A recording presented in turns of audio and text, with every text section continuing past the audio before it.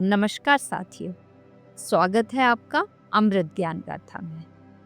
आज की कहानी का नाम है मित चिंती जातक, जो कि है 3 मछलियों के बारे में। और इस कहानी में हम देखेंगे कैसे संकट के समय सदैव बल नहीं काम आता, बुद्धि ही काम आती है और बुद्धि से हम बड़ी सी बड़ी समस्या को हल कर सकते हैं। तो लीजिए सुनते हैं आज की हमारी जातक कथा, मित चिंती जातक। बहुत समय पहले की बात है। वाराणसी में एक नदी में 3 मछलियां रहती थीं। उनके नाम थे बहुचिंती, अल्पचिंती और मितचिंती। एक समय वे तीनों जंगल की नदी से बस्ती के पास की नदी में बहकर आ गईं। तीनों का जीवन आनंद से कट रहा था।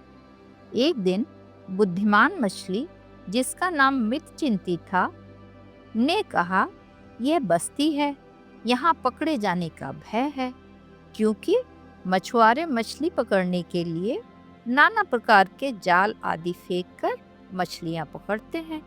अतः हम लोगों को वापस जंगल की ओर चलना चाहिए। लेकिन अन्य दोनों मछलियाँ, जिनका नाम बहुचिंती और अल्पचिंती था, ने आलस और भोजन के लालच के कारण रोज वो बहाना बनाती, आज चलेंगे, कल चलेंगे। इस तरीके से 3 महीने बीत गए। मितचिंती मछली ने पुनः उनको कहा, हमें जंगल की ओर गहरे पानी में लौट जाना चाहिए। पर बाकी दोनों मछलियां हंसने लगी और कहने लगी, हमें क्या डर, हम तो रोज मस्ती करते हैं, हम वापस क्यों जाएं? उनका उत्तर सुनकर बुद्धिमान मछली, जिसका नाम मितचिंती था, वापस चली गई। अन्य 2 मछलियां वहीं रुकी रहीं। कुछ ही देर बाद मछुआरे आए और उन्होंने नदी में जाल डाला। और आज इत्तेफाक ऐसा था कि दोनों मछलियां जाल में फंस गईं।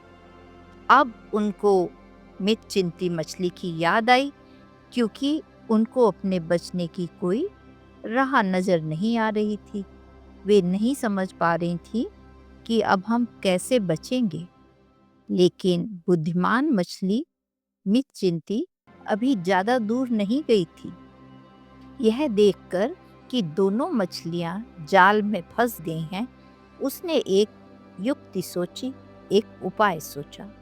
वह तेजी से तैरकर जाल के दोनों तरफ से पानी उछालने लगी, ऐसे जैसे कोई बड़ी मछली जाल में फंसी हो और जाल बस फटने ही वाला हो।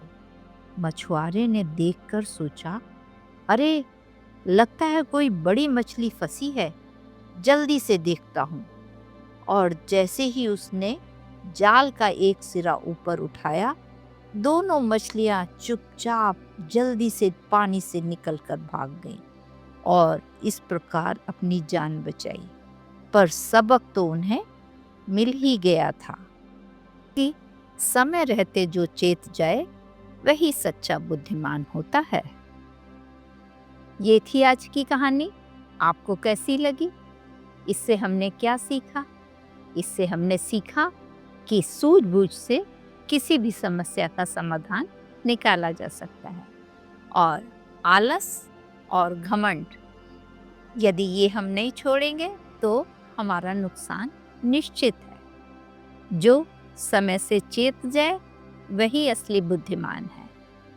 यदि आपको हमारी कहानी पसंद आई हो तो इस कहानी को लाइक करिए, शेयर करिए और सब्सक्राइब करिए, जिससे हम ऐसी ही मॉरल स्टोरीज आपके समक्ष लाते रहें और जन जन तक इसको पहुंचाते रहें।